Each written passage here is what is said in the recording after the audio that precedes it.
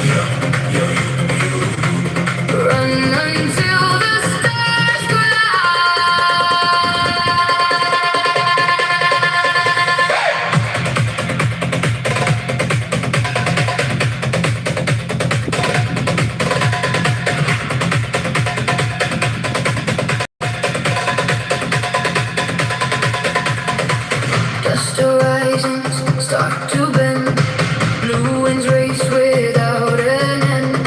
Shifting shadows sweep the land, cold sparks drifting through the sand. There's a breathing, fast and wide, sky rivers move like tides.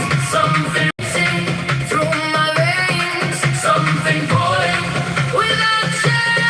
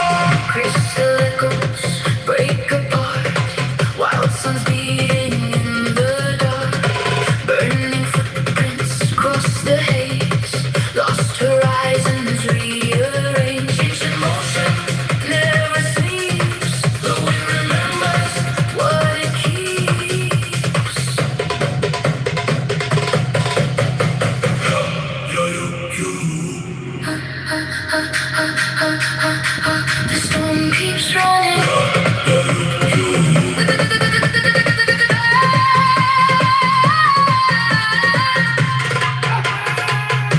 The sky still follows.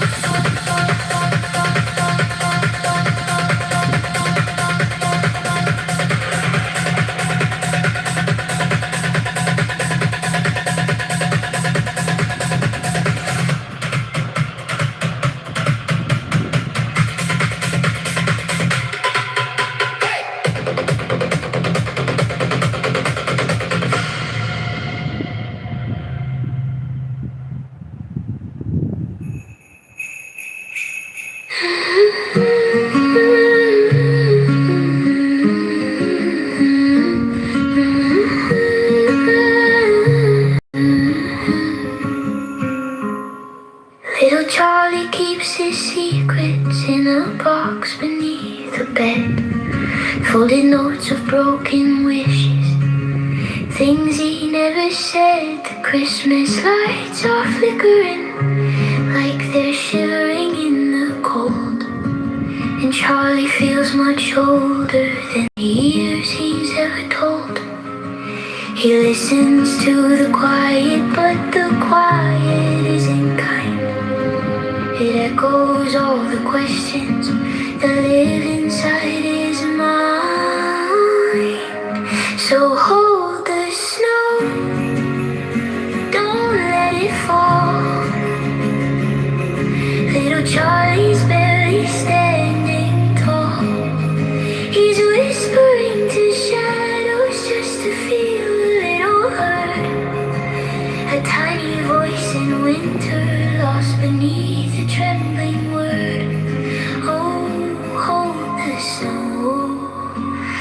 Don't let it go. Tonight he's breaking slow.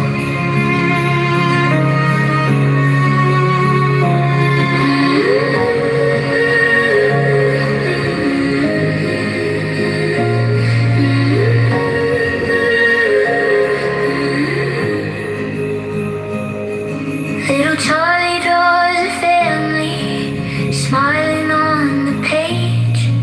Pretends the world is gentle for a moment while he saves a bit of fragile hope inside the lines he tries to trace. But even crayons shake when tears fall slowly down his face.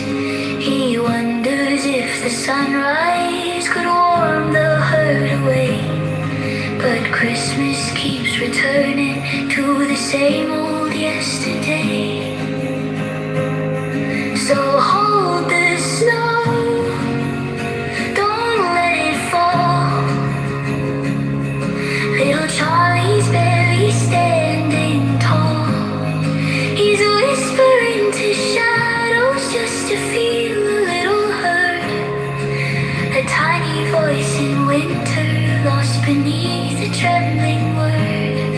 Oh, hold the snow, don't let it go. Tonight he's breaking slow. And maybe years from now he'll find a softer kind of truth, a home that isn't shaking, a heart that keeps its youth. But tonight the world is heavy and he's smaller than the pain. Little Charlie closes tired eyes and counts the stars by name. So hold the snow, just let it stay. A blanket for his heart today.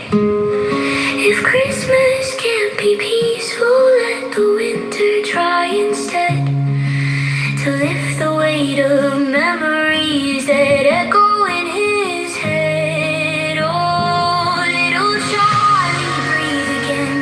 Someday you'll feel the light, but until then, let snow fall guard your fragile soul tonight.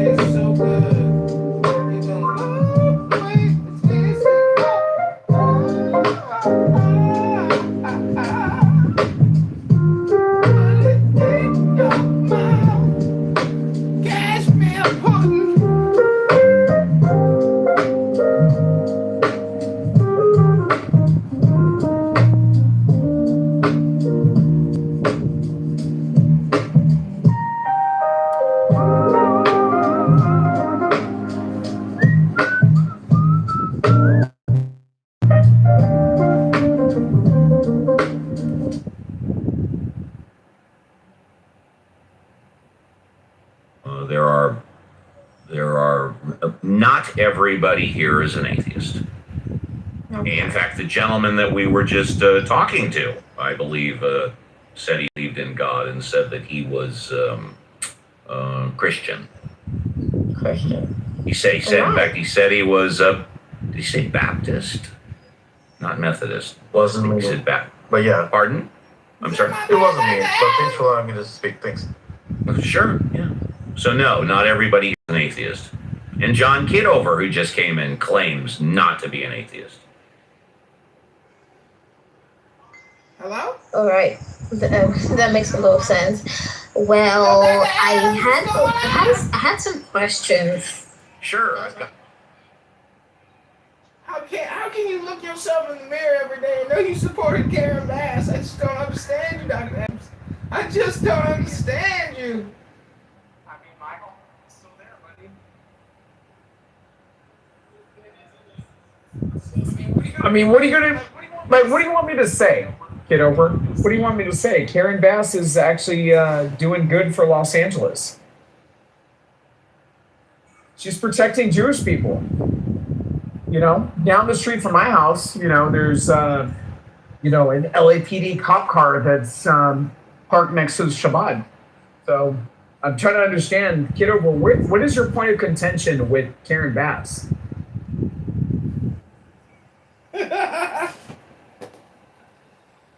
Well, it's not really. Now that I know she's defending the Jews, I think we can work together for the common good of the community, for peace and for justice and for. So let's partner up today, Dr. Adams. I'm telling you, Kitover, I feel like, a lot of people have kind of gotten lost in political talking points. I mean, Nithya Raman, do you feel like, as a person that, wants to engage geopolitically, do you feel like Nithya Raman is going to be the answer? How can she be the answer when she is the problem herself? She has no guru. She does not read the Bhagavad Gita or the Upanishads. She is just she's a senseless, agnostic, atheist, communist, socialist, just like Karen Bass. But that's okay because she's a radical communist, and they don't know the source of the money and how economics really works. They're very low IQ. That's my opinion. No, I think they're definitely low IQ.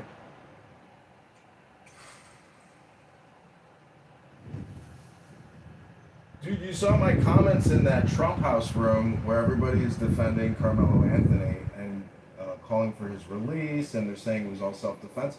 We have delusional people who project their ideology outside of rational reality. And these are dangerous people, and I think you recognize that as well, is that we are living in a society with actually very dangerous people who do have homicidal ideation, or they approve of homicidal activity, and therefore we're living with NFRs. Are you familiar with what an NFR is?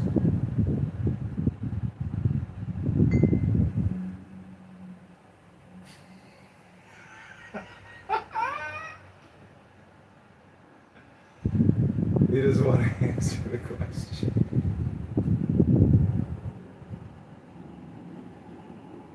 Hello, Dr. Adams. Can you hear me? Are you familiar with the term NFR?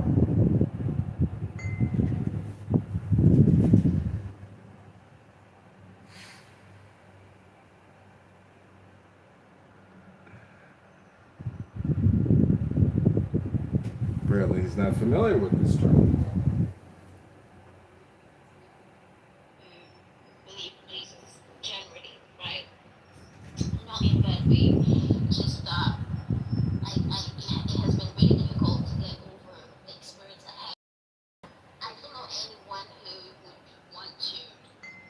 Do that. Who believes in Jesus, believes that, we should be good people, we should mirror the life of Christ, and the character of Christ and all of that, and go out of their way to intentionally try to inflict pain on other people in the name of the Lord, like in the name of the Lord, and trying to justify it from the scriptures. And it's the highest form of evil I think I've ever encountered or ever experienced or ever come in contact with. It's not something I want to talk about, right? So here I am, right? I have had conversations with Christians, and maybe Scott might have a different point of view. I'm a very open-minded person. I've had a few conversations with Muslims. I was like, what's the basis for your religion? And they were like, oh, we believe in Allah, you know, we worship. And I was like, okay, so it's the same cycle of worshiping and believing and reading the Quran, and what? And they were like, oh, there are distinctions, and they were trying to draw that out and all, but still didn't make a lot of sense. So yeah, I'd like to hear from an atheist point of view what your what's the basis for your belief? What's it really? Is it a belief? What's your argument? Yeah, I'm very open-minded. You mean you want to know why I don't believe in God? Is that what you're asking me? Yeah, that's what I'm asking you, pretty much. Sure, I'll be happy to tell you.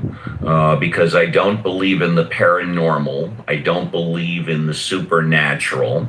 I find a lot of the events in the Bible could not have happened because they both all logic as well as all common sense and science. Not that I rely on science for everything, but most of my beliefs I rely on science. And I've taken a look at a lot of the evidence over many years in support of God and a lot of the evidence against the existence of God. And I find the evidence against the existence of God more substantial, more compelling, and more believable. That's why I don't believe in God. Okay. Is this I understand that the question was, why don't you believe in God? Yeah. So Yeah. The follow-up question would be that, would you on good authority say that you speak for maybe not all but a good percentage of atheists? I can speak for atheists in that atheists have one thing and only one thing in common. And that is, we do not believe that God exists. Other than that, all of us atheists, which by the way are about 500 million in the world, 8 to 10% of the population, have different world views, different thoughts on life, different values, and a different moral code.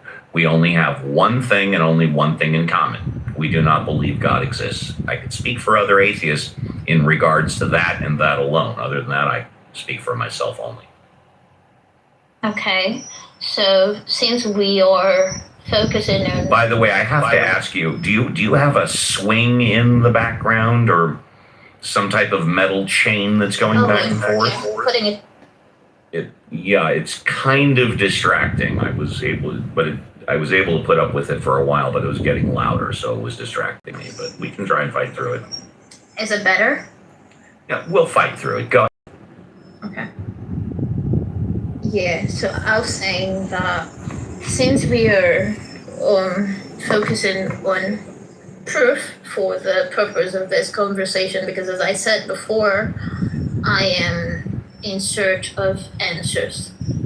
I would ask to know what I could call it an evidence, right? What evidence backs up whatever stance that you have. I'm not here to critique anything. You want me to provide you the evidence why I don't believe in God? Is that what you're asking? Yeah. Sure. I'd like Well, as I said, God involves a supernatural, paranormal, higher power being. Do we agree with that? Yeah.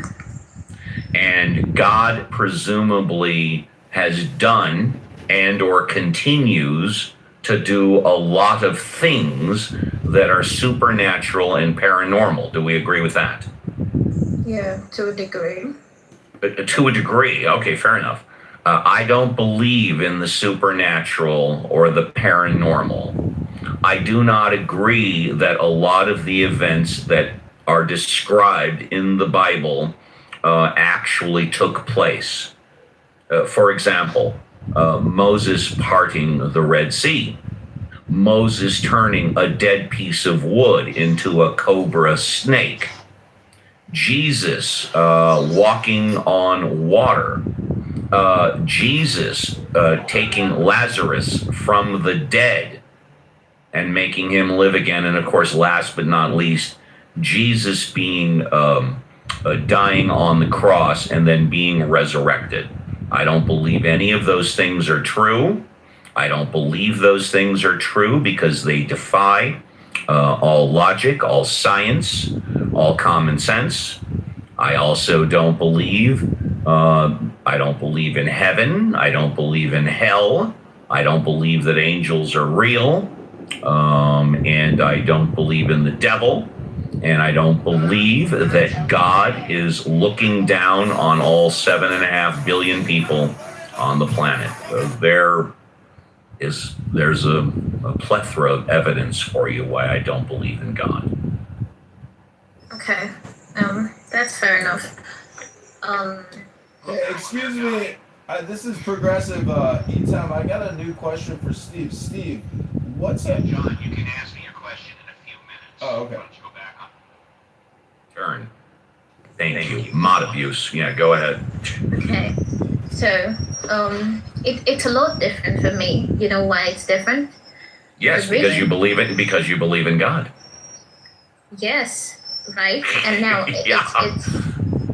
it's funny, I guess. I wasn't laughing at you. I'm sorry. I have a tendency to oversimplify. I'm sorry. Oh, right. Understood. Now, as I said before, I'm at a crossroads. I'm at a crossroad, right? At the crossroads. However, that's You know what? This conversation might go a little better, and we've been talking for a while. And it's been an interesting conversation. Can I ask you a couple of questions which might get us to hit the nail on the head? And if you feel uncomfortable, just don't answer them, if that's okay. Okay. Okay. I think you said you're Christian, yes? I said, I'm sorry? I said, go ahead. I didn't hear you. You're Christian, yes or no? I'm Christian. Okay. And when you say you're at a crossroads, are you at a crossroads regarding your belief in God or Christianity? Or both? Both. I would say both. Fair enough. This is going to seem weird, but it's very important. Do you pay your own bills? It's an important question. Is somebody paying your bills for you, or are you paying your own bills? I'm paying my own bills. Okay, and here's the reason why I ask. So you don't have to answer to anybody. Nobody is going to cut you off. You're not going to go homeless if you all of a sudden decide to change religions, to drop religions, or change your belief in God. I can tell you this, and you may have heard me say it earlier. If God is working for you, which it appears right now you have questions on, but if God is working, you should keep God in your life. But the same thing goes for Christianity. If Christianity is not currently working for you, then maybe you should step back. There's a large partisan. What country do you live in? The United States, or a different country? Oh no, I don't live in the United States. Do you want to say what country you live in? Yeah, that's totally fine. I live in Nigeria. Nigeria. Okay, very good. There's a growing segment of the population around the world that are departing from their religions that they grew up with. They still believe in God, but they are becoming non-affiliated with their religion. And if you are currently at a crossroads and becoming dissatisfied with both God and the Christian religion, and you're considering leaving, what I would suggest is don't leave. You don't necessarily have to participate going to your houses of worship. You said you had some bad experiences. You can absolutely still believe in God. You can still worship and follow the Christian religion on your own. You don't need a pastor. You don't need a priest. And you don't need a house of worship to do that. You can do that on your own and do some deep soul searching. From what I'm hearing from you, I would not yet today automatically leave God and leave the Christian religion, but you might want to consider taking a few steps back from the religious community in the houses of worship that you've spent all of your life in and do some soul searching and some reevaluating. How does that sound? Good, good, bad, completely out of left field? Yeah, that sounds good. Okay. Do you mind if you let that simmer and digest for a bit and we move on? Would that be okay? Yeah, that's totally fine. We can move on. Okay. I enjoyed speaking to you. I hope you enjoyed speaking to me. I did. Thank you. Deepak. Hi, Deepak. Welcome.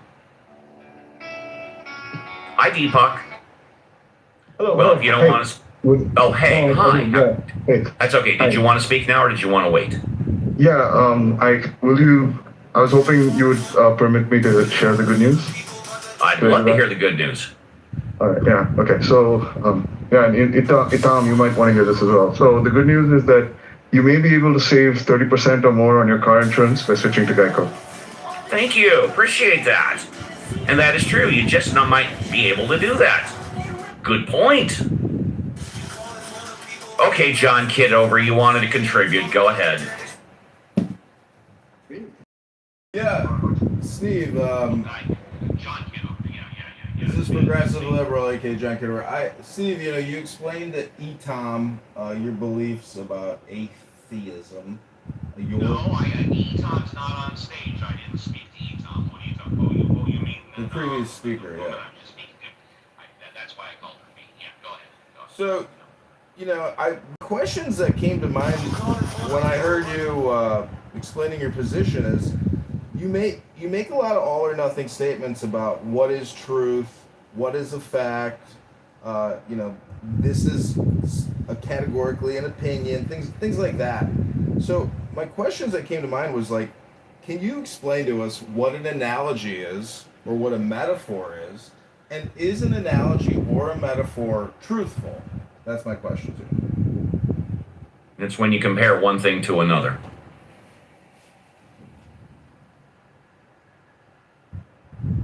That's it. Okay, but is it truthful? If I give you an analogy, would you consider it a truth? Well, you give me an analogy and I'll tell you if I think it's true. Go ahead.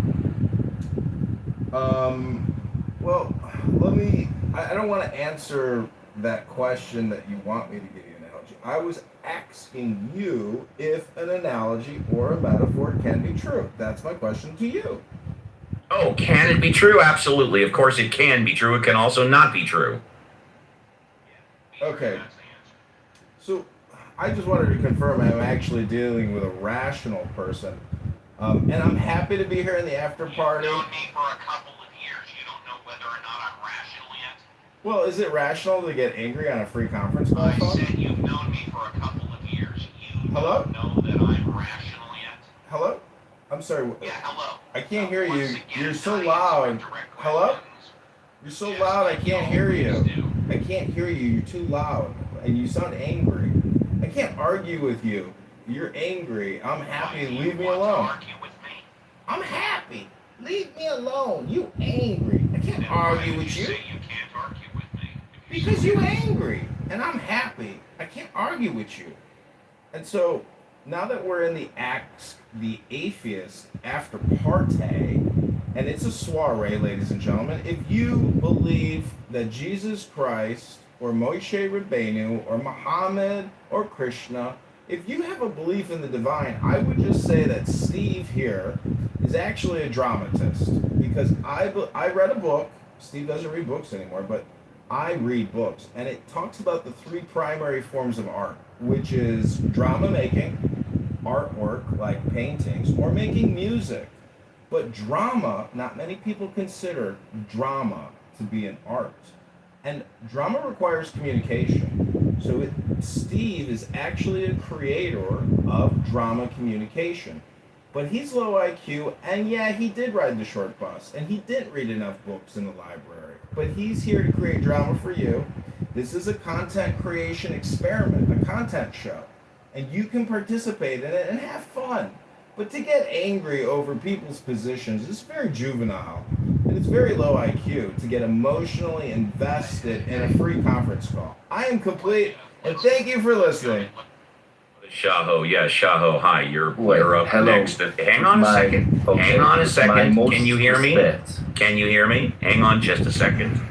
Let's go Shaho and then Human. Okay, Shaho, you're up. Go ahead. Okay, thank you. You're welcome. With my most respect, thank you very much. With my most respect, Mr. Progressive or maybe gay boy, shut the fuck up and leave the chat or room. Because this is not for you. Okay. Well, first of all, hello, Steve. Wait, did you just tell me to shut the fuck up, gay boy? I gotta speak up, Steve. This is abusive, and harassment. And I'm sorry. Up in the audience, speak up all you want. Yeah, go ahead, Shaho. Okay, thank you. Well, this is the kind of stuff that man would do, and I appreciate that. Well, first of all, I'm gonna say that this is a great opportunity to speak about thoughts, about ideas, and I realized that a previous year, I just faced a channel that a guy like you that speaks about some atheist stuffs and some knowledge about it, but you difference from that. I apologize because of my weakness of my speaking English. Your English is just fine. Continue. Thank you, because English is my third language. What are your first two? What are your first two? My first is Kurdish. And the second? Second is Persian. Keep going.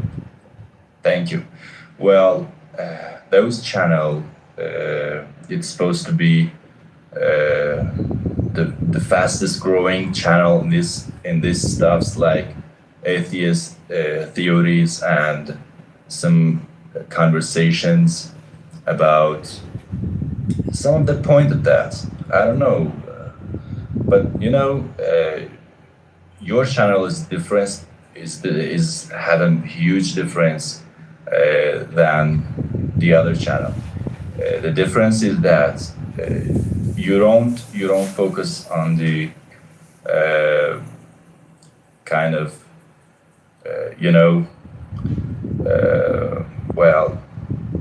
some speaking about some suburbs.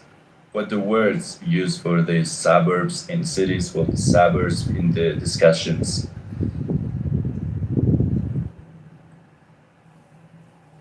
I'm sorry, I was momentarily distracted. Was that a question? I missed the question. I'm sorry. No, thank you. Oh, okay. Continue. My bad, bro. Thank you. Thank you for the compliments about the atheism house. Please continue. Okay, yeah. Well, previous year I realized that I'm atheist too, but I have questions. I have a couple of questions, so maybe we discuss about it in this room, and maybe it would be helpful to speak about it, and some guys and people will listen and learn too. So the question is, if God creates the world, creates the universe, so why he keep it away from him? Why he get out his control of the universe and keep everything automatic? And well, I think you're referring to the deist point of view. The deists believe that God created the universe, and then once he finished, his job was over. He has not been intricately involved in what's happened after the creation.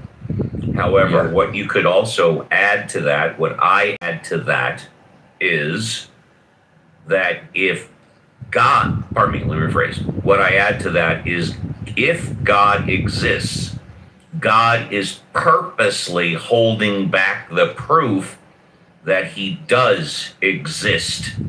God, all powerful, all knowing, that which was, that which is, and that which will be. God, if God exists, God is purposely holding back the proof that he exists. Uncle Steve, I think this is Soren Kierkegaard's argument. I think. I don't know, but I'm glad you're back. Yeah, sorry, yeah, this is. I think Kierkegaard makes it. It's sort of like. Let me just tell you where we're at. We've got the gentleman that was on stage and asked the question. He left. Okay, we're Christian and JCC are new, and then I don't know if you heard the discussion with. Oh no, I was talking. I'm sorry. I believe I was talking with Show. Yeah, that's Show correct. We were just, yeah. Okay, so it's Shoho, Christian, and JCC. Back to you, Reverend Scott.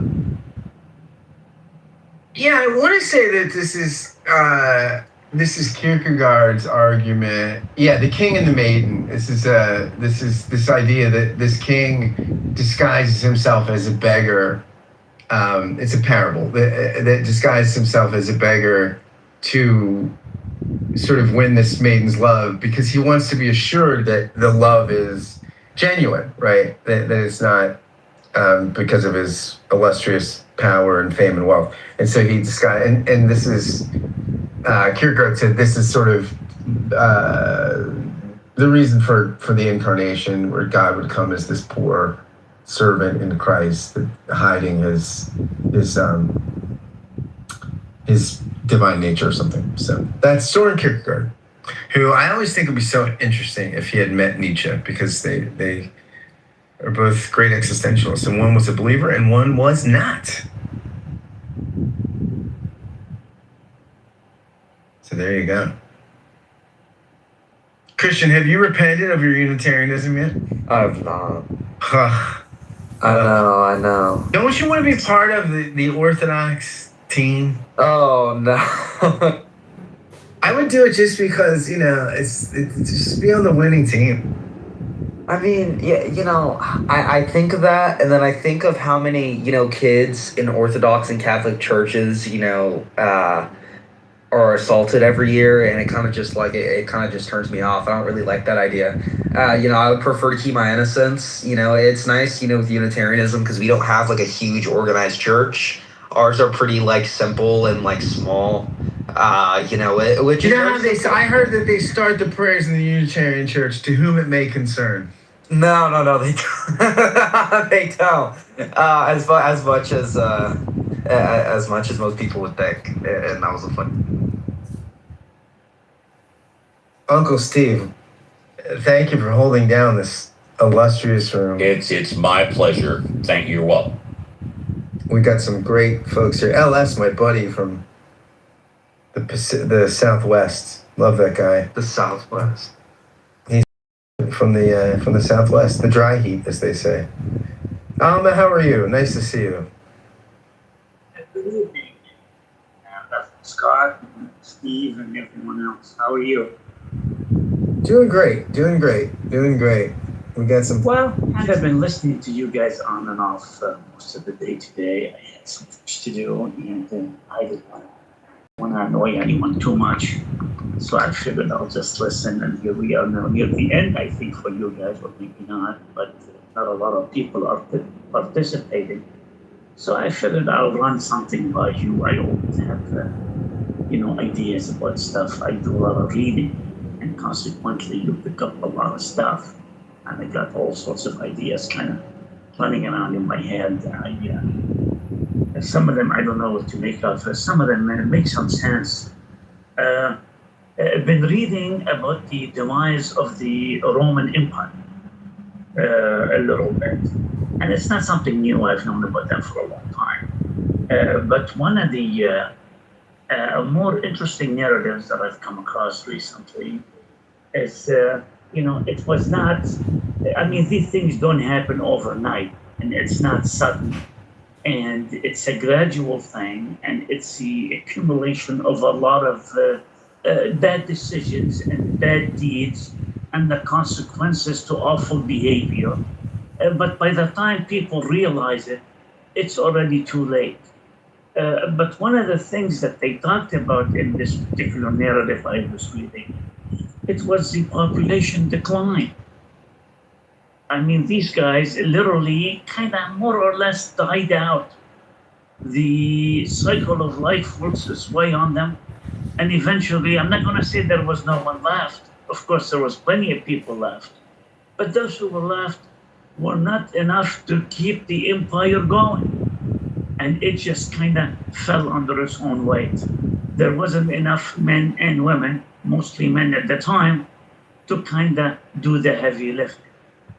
And then this kind of brings us into all the stuff that we've been hearing about.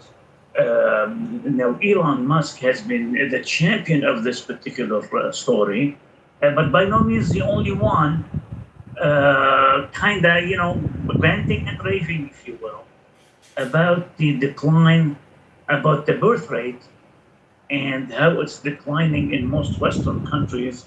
And now it's even, I mean, it hasn't been enough to compensate for the death rate, but now it's like not even close, it's half.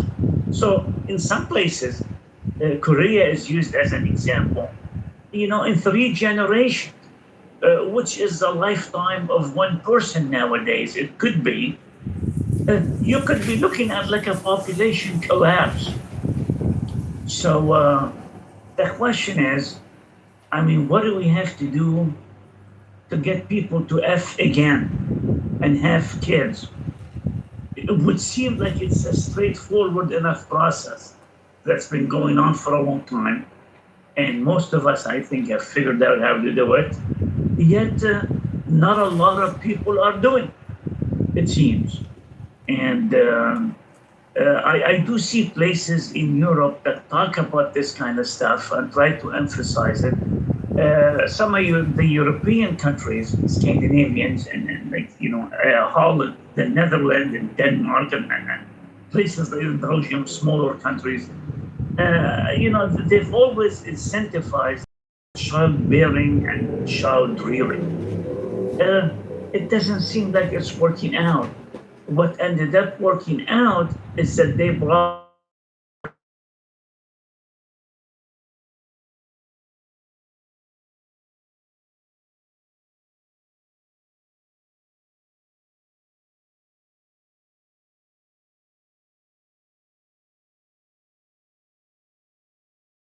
women are coming here and they are setting up shop or establishing base for something far more nefarious further down the road.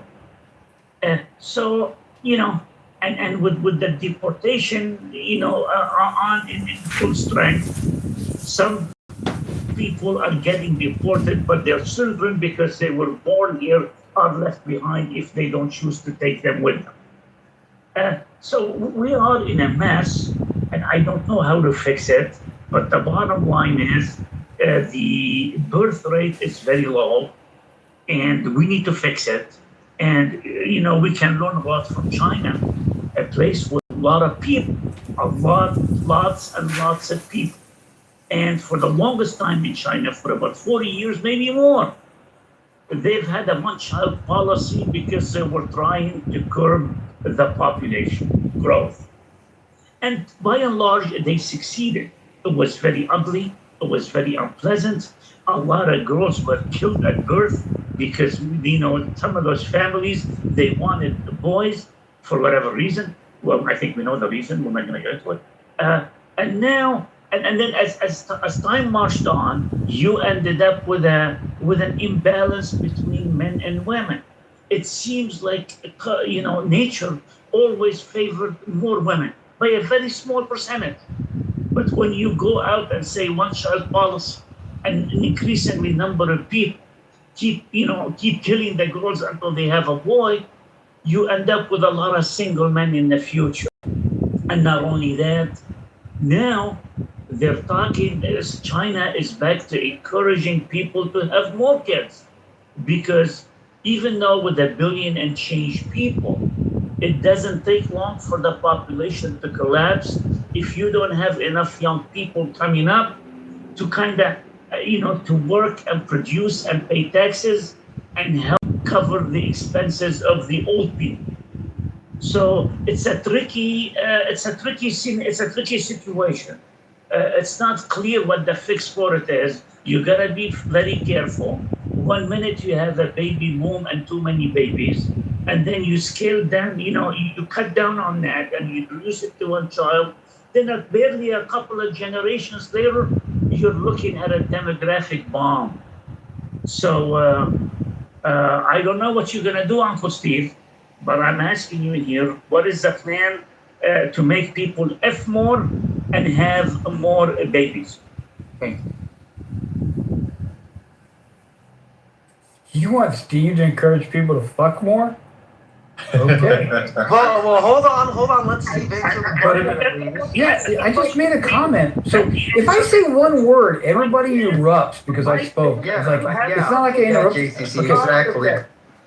For fuck's sake, I just made a comical statement and then I get No, interrupted. I found Almari, it very funny. calm. Oh my I god. found it very funny, and I'm responding in the same manner. Yes, I want Uncle Steve to be in charge of people fucking. Thank you. Okay, now that's insane. I'm just gonna. I'll respond very quickly. It's a fact that the world population has not suffered a decrease in over 100 years. And I do not see the world population decreasing anytime soon, regardless of what's going on one particular country. So I am not worried about it. That's my response. But however, there is a big decrease globally in birth rates. And it seems to be a concern, especially for economists, and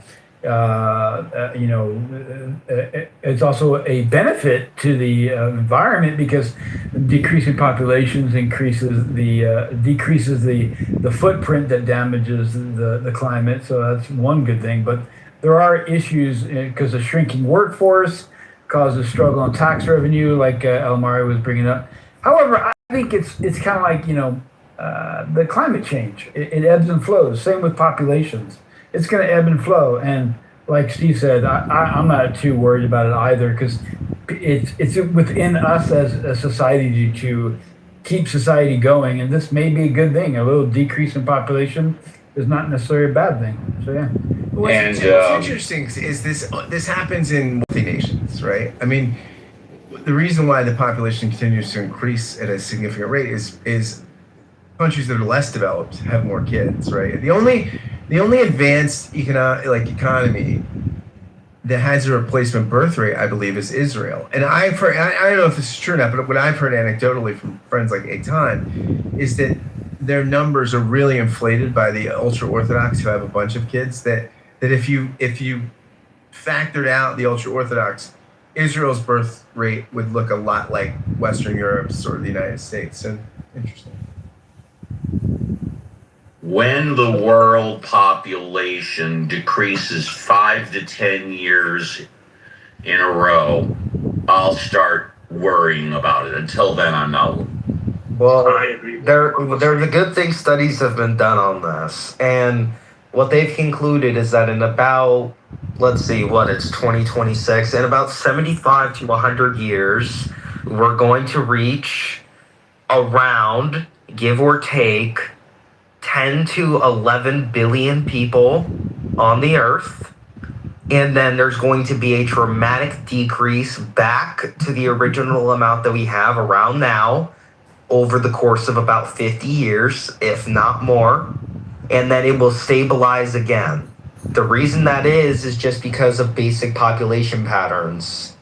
And just because we see this large decrease in populace worldwide or per country is not something to be alarmed about. This is something that we have already put thought into to prepare for.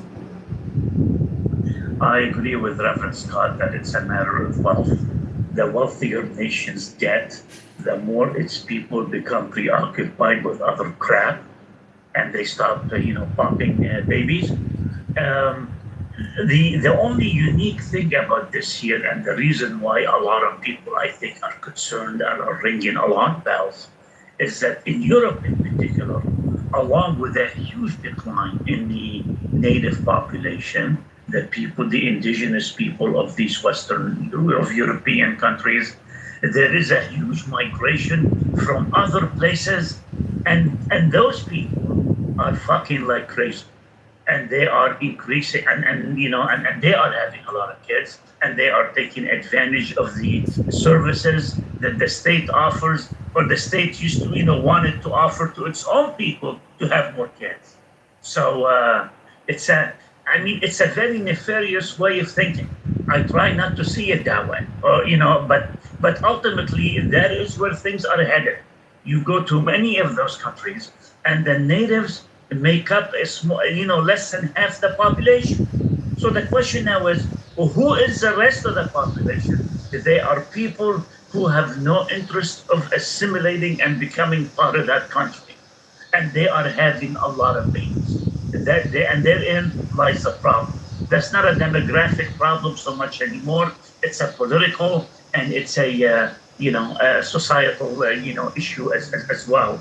But there's something to be said about being well off, and you would think people who are well off would want to have more kids, or I can afford it. I can put them through college. I can raise a bunch of children. It seems like no, the more money people have, the more dogs they have, and I love dogs. I can't tell you how I love them more than most of my relatives. But people just stop having kids. They concentrate on other things. They want, they want to travel. They want to go places. It used to be in this country up until the 50s, people got married out of school mostly. That was your high school sweetheart, and you got married, and you had a bunch of kids. Now, maybe you got a divorce 30 years later, but hey, by then all the kids were grown, and everything was fine. And you contributed your part as a couple into, increasing the population. Nowadays, with more women delaying having kids, and less people getting married, just living together without any kids, it's creating a strange dynamic that the demographers, I don't think, are able to sort out 100% yet. But we'll figure it out. I don't think it's all bad news. It's just interesting. We could use less people. Finally, I'll just say, yes, I agree that we could use a little less people. It's probably better for the planet. It's better on the resources. And if we don't, if we don't take that into account, and we have a population growth or a population explosion, Mother Nature is going to tell you.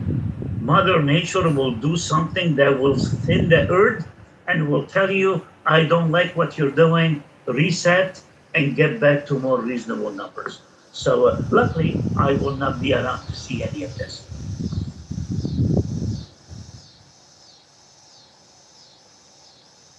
Things work themselves out organically. Agree, Jason. I wholeheartedly agree. Mother Nature's got a plan, and it's going to do it, whether we like it or not. Well, I wouldn't say a plan, right? It doesn't intentionally have things set up, right? It does Right. what it does. It just does what it does, but it has a way of sorting things out in the end. Yeah, we It call does those not the Darwin Awards. Yeah, I mean, it doesn't like a vacuum, and it doesn't like a jarring imbalance. It ends up resorting, reconfiguring things out. I love Mother Nature. I love the way it works, and just fascinated by how it goes about doing its business.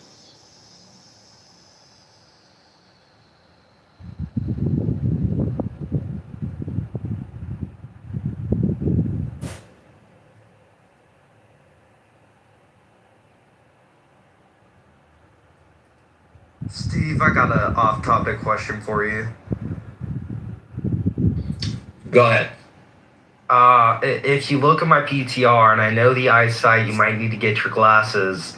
If you go to my PTR, you'll be able to see a room that I hosted with, the wonderful and only Day Day. Bert and Day Day.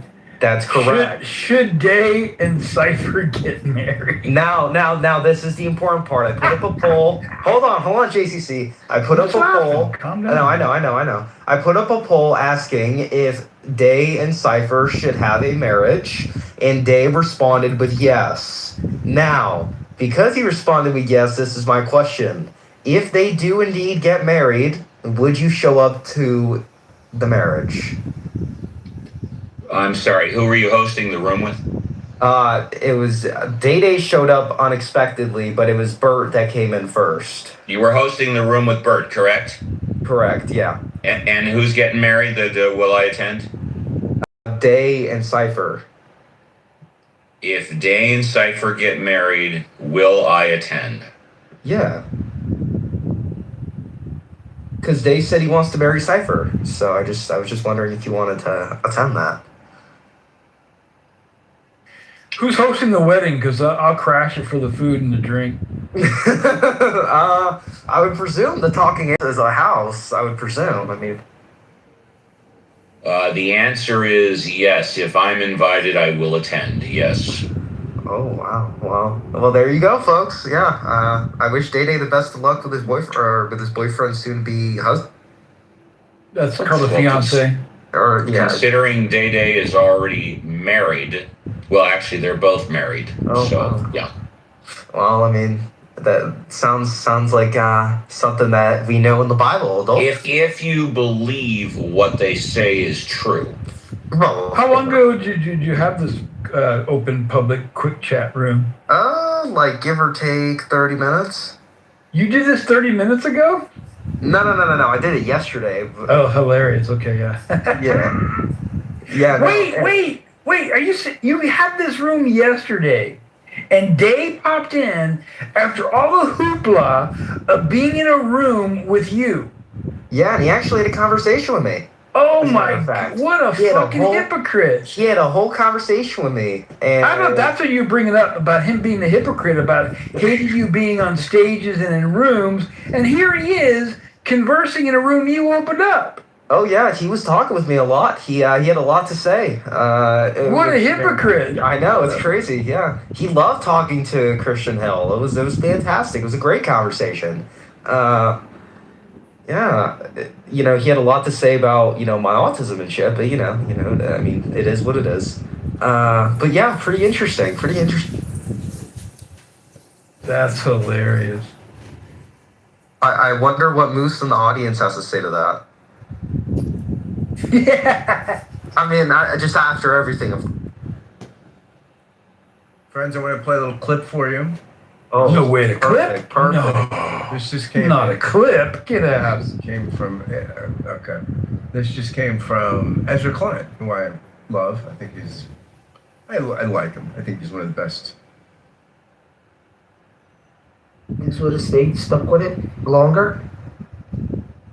Not forever, but what I'm saying is longer. No, not me. I was in a pretty thriving community that was pretty large. So there's about half as many Baha'i worldwide as there are Jews. Yeah.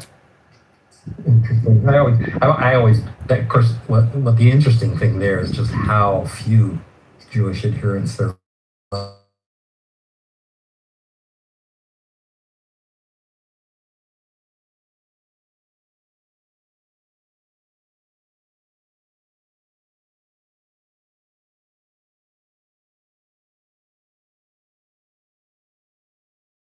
That's what I'm saying. He conceded to saying that he is a Jew and is an atheist. And I said, well, it's kind of confusing for you to say it like that. And he doubled and tripled down. So it's like, you know what, man? If that's when you want to win, yeah, then you win, bro. I think the thing that's sillier is when he talks about the fact that there are more Jewish people who are atheists than there are Christians who are atheists.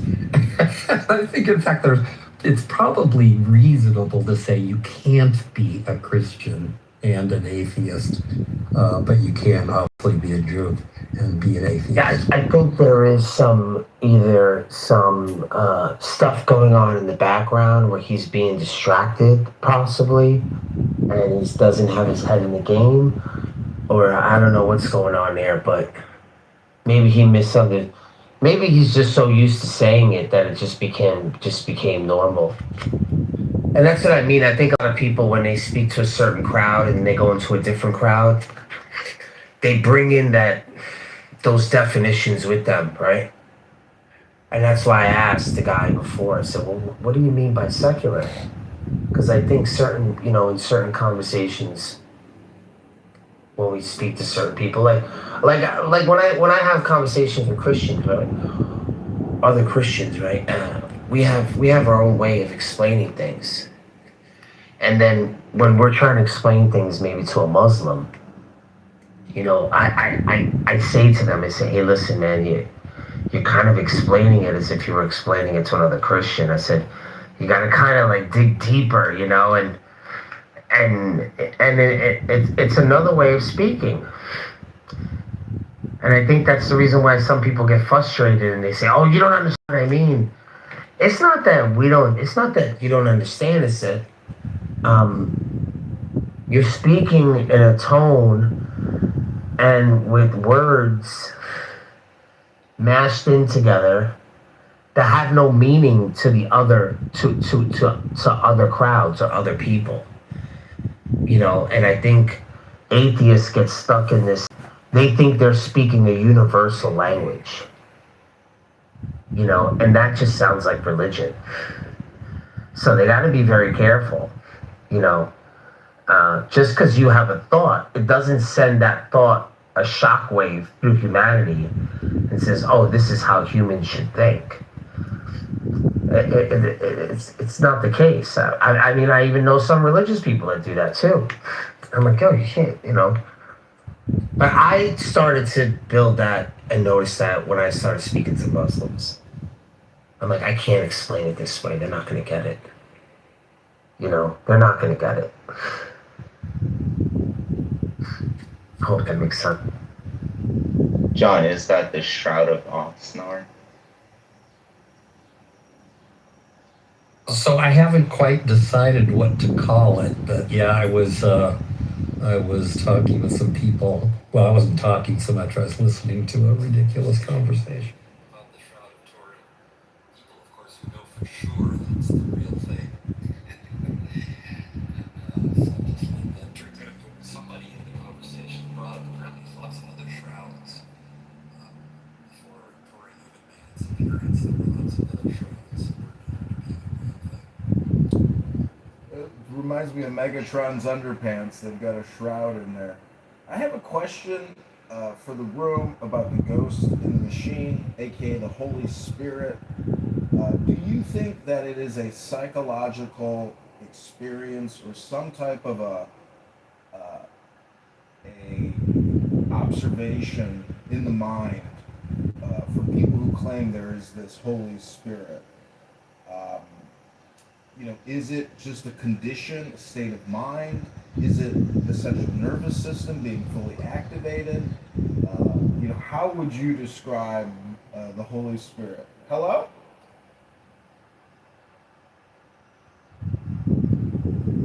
Good question. Imagination. Yeah, I think for most people, certainly I've heard some believers who I think are rational to say no, they just believe. They've been taught, they believe it, they like the belief, and I think that's all it takes. The question really is, how does somebody become convinced that God talks to them? I mean, I think that, and I don't know that God doesn't. I just kind of don't think it does. Have you looked into that bicameral mind thing? What mind? Bicameral. Bicameral? Yeah, as in two houses. Yeah, I never heard of that. Yeah. Yeah, so it's a